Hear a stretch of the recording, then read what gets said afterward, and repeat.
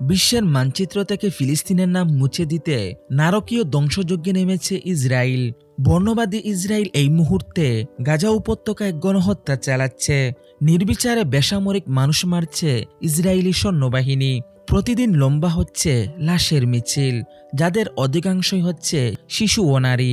বর্বর ইসরায়েলের এই চরম মানবতাবিরোধী কর্মকাণ্ডের প্রতিবাদে সাধারণ মানুষ প্রতিবাদ জানালেও বিশ্ব নেতৃত্ব নিশ্চুপ, যেন এই ধ্বংসযজ্ঞে তারা মৌন সমর্থনই দিচ্ছেন।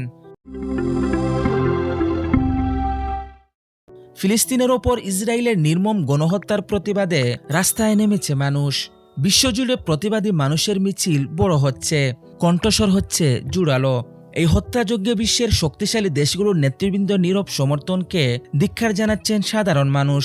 ক্রীড়া জগতের তারকারাও ফিলিস্তিনের প্রতি সহমর্মিতা জানাচ্ছেন।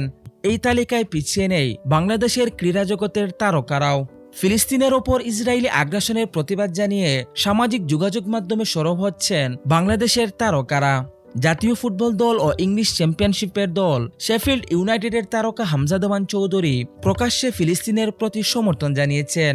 এর পাশাপাশি নাহিদ রানাও ফেসবুকে পোস্ট করেছেন আক্রান্তদের সমর্থন জানিয়ে। এবার এই তালিকায় যোগ দিলেন মাহমুদুল্লাহ রিয়াদও।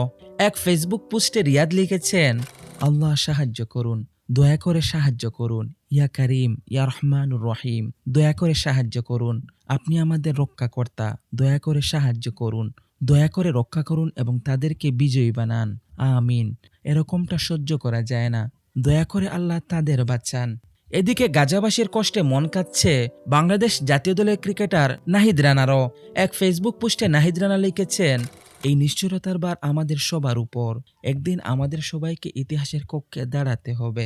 এর পাশাপাশি ফিলিস্তিনের গাজা উপত্যকায় চলমান হত্যাযজ্ঞের নিন্দা এবং প্রতিবাদ জানিয়েছেন অন্তর্বর্তী সরকারের যুব ও ক্রীড়া উপদেষ্টা আসিফ মাহমুদ সজীব ভুইয়া সহ আরও অনেকে।